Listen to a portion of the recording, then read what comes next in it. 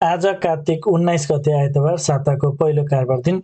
आजको सेयर बजारमा पनि गिरावट नै आएको छ। करिब 21 अङ्कले घटेर नेप्से इन्डेक्स 1826 बिन्दु आसपासमा आइपुगेको छ।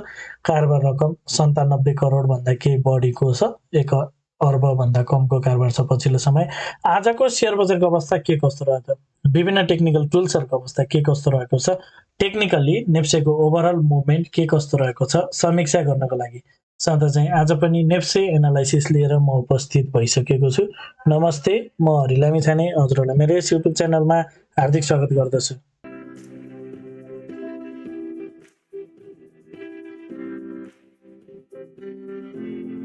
यस युट्युब च्यानल मार्फत मैले सेयर बजारसँग सम्बन्धित विभिन्न किसिमका भिडियोहरू लिएर आउने भएको हुनाले यदि हजुरहरूले अहिलेसम्म पनि मेरो च्यानल सब्सक्राइब गर्नुभएको छैन भने कृपया च्यानल सब्सक्राइब गरिदिनु होला र भिडियो पुरा हेर्नुभयो भने हजुरहरूले मैले भन्न खोजेको कुरा सबै सजिलैसँग बुझ्न सक्नुहुनेछ। सेयर बजार अत्यन्त जोखिमको क्षेत्र भएको हुनाले लगानीकर्ता स्वयंले गहन अध्ययन र अनुसन्धान गरेर मात्र आफ्नो कदमहरू चाल्नको लागि उचित हुन्छ। यो भिडियो नितान्त इन्फर्मेटिभ तथा एजुकेसनल पर्पजले तयार गरिएको हुँदा यस भिडियोको आधारमा आफ्नो ट्रेडिङ स्ट्र्याटेजी नबनाउनको लागि हार्दिक अनुरोध गर्दछु। स्क्रिनमा नेप्सेको प्राइस चार्ट देख्न सक्छौँ। आज पनि नेप्सेमा एउटा बेरिस क्यान्डल बनेको छ, अलि ठुलो क्यान्डल बनेको छ। आज केही दिन चाहिँ मार्केट थोरै थोरै अङ्कले घटेकोमा आज पनि अलि ठुलो अङ्कले घटेको देख्न सकिन्छ।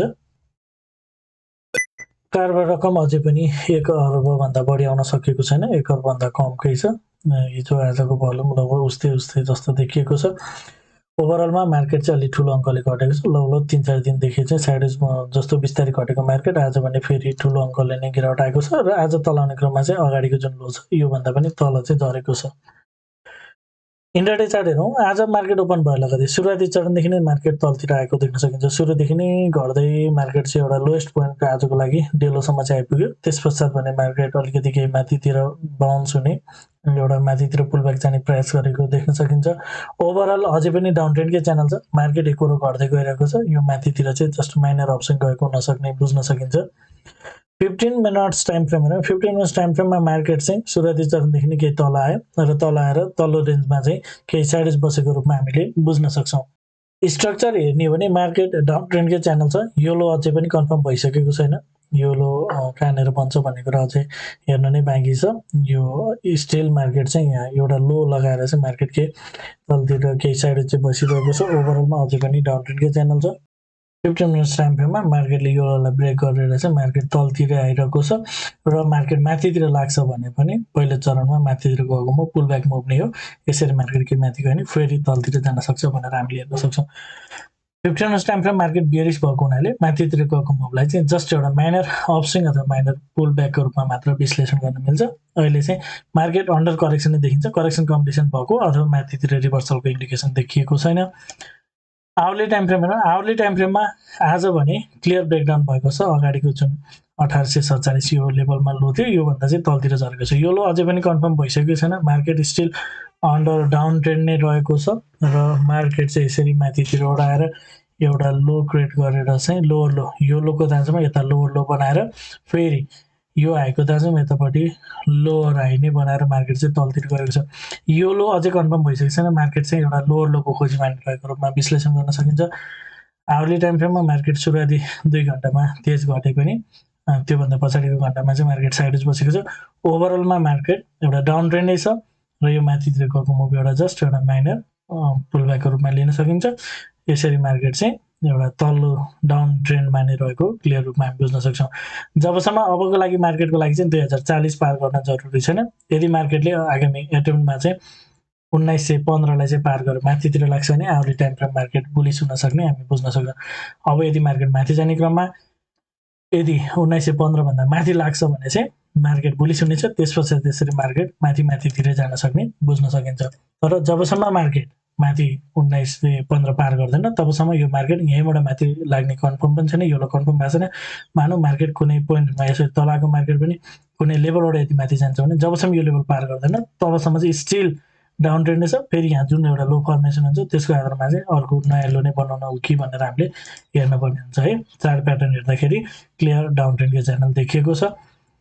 र डेली टाइम फ्रेम हेरौँ। डेली टाइम फ्रेममा पनि आज अगाडिको लोलाई चाहिँ ब्रेक गरेको छ। अगाडिदेखि नै मैले हजुरहरूलाई सेयर गरेको थिएँ कि मार्केट यो लेभलबाट पनि माथि जाने भनेको जस्ट माथितिर जुन पुल ब्याक गयो यो पुल ब्याक त्यस्तै टाइपको पुल ब्याक मात्रै यहाँबाट जान्छ भन्ने कुरा थियो र माइनर पुल ब्याक दिएर त्यो लेभलबाट चाहिँ तल झरेको छ र आज चाहिँ अगाडिको जुन लेभल्सहरू छ त्यो लेभलमा चाहिँ आइपुगेको छ। यो चाहिँ एउटा हामीले हेर्छौँ भने जुन एउटा सपोर्ट रेजिस्टेन्स म्याक्सिमम ट्रेडर्सहरू इन्भेस्टरहरू चाहिँ अब 1807 ब्रेक हुँदैन यही लेभलबाट रिभर्स हुनसक्छ भन्ने जसको धारणा रहेको छ, जसले यो तरिकाले एनालाइसिस गरिरहनु भएको छ अथवा जो सपोर्ट रेजिस्टेन्स ट्रेडर हुनुहुन्छ उहाँहरूको लागि चाहिँ लगभग यो लेभल चाहिँ एउटा सिग्निफिकेन्ट लेभल हुनसक्छ र यहाँबाट केही माइनर एउटा जस्ट एउटा दुईवटा क्यान्डल हरियो बन्छ कि भनेर नट स्योर है। यो कुनै पनि कन्सेप्ट अनुसार मेरो स्मार्ट मनी कन्सेप्ट अनुसार यदि मैले एनालाइसिस गर्छु भने मेरो आफ्नो जुन कन्सेप्ट जेनरली एनालाइसिस गर्ने गर्छु त्यो कन्सेप्ट अनुसार एनालाइसिस गर्छु भने चाहिँ खासै यसमा मार्केटले चाहिँ रियाक्ट पनि त्यस्तो गर्छ जस्तो देखिँदैन।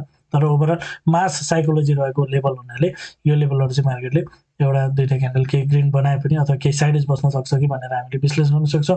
ओभरअलमा यो लेभललाई चाहिँ मार्केटले ब्रेकडाउन गरेर मार्केटले चाहिँ एउटा लो चाहिँ तलतिर नै बनाउन सक्छ भन्ने हिसाबले यसरी तल जान सक्छ भन्ने हिसाबले हामी हेर्न सक्छौँ। र जब मार्केटले चाहिँ प्रिभियस लोहरू जब मल्टिपल टाइम्स एकचोटि दुईचोटि तिनचोटि टच गरिसकेको लेभल छ र अब चाहिँ यो लेभललाई ब्रेक गरिसकेपछि बल्ल त्यस पश्चात चाहिँ मार्केटको लागि एउटा नयाँ मुभमेन्ट सुरु हुने रूपमा विश्लेषण गर्न सकिन्छ र त्यस पश्चात चाहिँ मार्केटले चाहिँ फाइनली जब मार्केटले चाहिँ यसरी तलतिर आउँछ भने त्यस पश्चात चाहिँ मार्केटले चाहिँ बिस्तारै बिस्तारै मार्केटले चाहिँ एउटा अप ट्रेन्डको च्यानल चाहिँ क्रिएट गर्दै मार्केट यसरी माथितिर जान सक्छ भनेर हामीले हेर्न सक्छौँ। अहिले तत्कालको लागि चाहिँ मार्केट तलतिर जाने खालको प्याटर्न र सिनारियो देखिएको छ। अब तिहार लगतै फेरि अरू नयाँ क्लासेसहरू सञ्चालन हुँदैछन्। यदि हजुरहरू the smart money concept advance लेभलको टेक्निकल एनालाइसिसको कोर्स गर्न चाहनुहुन्छ भने स्मार्ट मनी कन्सेप्टको टेक्निकल एनालाइसिस कोर्स गर्न चाहनुहुन्छ भने कृपया स्क्रिनमा देखाएको नम्बरमा सम्पर्क गर्नुहोला। 9863805867 यो नम्बरमा हजुरले कल मेसेज अथवा वाट्सएप गर्न सक्नुहुनेछ। अब कन्क्लुजनतर्फ जाउँ। 5 मिनट्स टाइम फ्रेममा मार्केट क्लियर डाउन ट्रेन्ड छ, करेक्सन कम्पिटिसन भएको इन्डिकेसन देखेको छैन। यहाँबाट जस्ट माइनर एउटा जुन हिसाबको यो माथि जाने गर्थ्यो त्यही टाइपको नै माथितिर अप्सन गइरहेको छ भन्ने देख्न सकिन्छ। त्यसैगरी 15 मिनट्स टाइम फ्रेममा मार्केटको मुभ यदि हामी हेर्छौँ भने 15 मिनट्स टाइममा क्लियर डाउन ट्रेन्डको च्यानल छ। यहाँबाट चाहिँ के माथितिर जान्छ कि जस्तो देखियो भने अल्टिमेटली मार्केट चाहिँ क्लियर डाउन ट्रेन्डको च्यानल छ। यो लोको दाँजोमा यतापट्टि अर्को लोवर लो चाहिँ बनिसकेको छैन, कतातिर बन्छ स्टिल त्यो वेटिङमा नै हामी छौँ। अहिले मार्केट केही सुरुवाती चरणमा केही तल आएर चाहिँ करिब 9 पोइन्ट जति चाहिँ बाउन्स भएको छ, साइडेज बसेको रूपमा देख्न सकिन्छ। आवरली टाइम फ्रेममा मार्केट अन्तिमको क्यान्डल्सहरू केही साइडेज बसे पनि ओभरअल मार्केट एउटा डाउन ट्रेन्डकै च्यानल बनाउँदै मार्केट चाहिँ तलतिर घटिरहेको देख्न सकिन्छ। खासै मार्केट माथितिर जान्छ भन्ने खालको कुनै पनि त्यस्तो प्याटर्नहरू इन्डिकेसन नभइसकेको कुराहरू देख्न सकिन्छ। र डेली टाइम फ्रेममा आज एउटा बियरिश क्यान्डल बनेको छ। आजको क्यान्डलले मार्केट सो त केही तलतिर जान सक्छ भन्ने इन्डिकेट गर्छ। डाउन ट्रेन्ड कन्टिन्युसन क्यान्डल हो, आगामी दिनमा मार्केट घटेर केही तलतिर जान सक्ने अनुमान लगाउन सकिन्छ। तर फेरि पनि भने अगाडिदेखिको 1807 को लेभलमा पटक पटक मल्टिपल टाइम्स टच गरेको लेभल भएको हुनाले यो लेभलबाट केही मार्केट साइडेज बस्न सक्ने अथवा केही माइनस सानो केही पोइन्ट्सको चाहिँ 10-20 पोइन्ट अथवा समथिङ केही पोइन्ट्सको चाहिँ माथितिर अपस्विङ जान्छ कि भन्ने हिसाबले एउटा विश्लेषण चाहिँ राख्न सकिन्छ। हजुरहरूलाई मेरो भिडियो के कस्तो लागिरहेछ कमेन्टमा जानकारी गराइदिनु होला। भिडियो मन परेको छ, उपयोगी भएको छ अथवा भिडियोले हजुरहरूलाई केही सहयोग पुर्याइरहेको छ भने भिडियोमा एक लाइक भने अवश्य गरिदिनु होला। साथै च्यानलमा नयाँ हुनुहुन्छ, पहिलोपटक हेर्दै हुनुहुन्छ अथवा अहिलेसम्म पनि च्यानल सब्सक्राइब गर्नु भएको छैन भने च्यानल सब्सक्राइब गरिदिनु होला भन्न चाहन्छु। हवस् त, धन्यवाद, नमस्ते।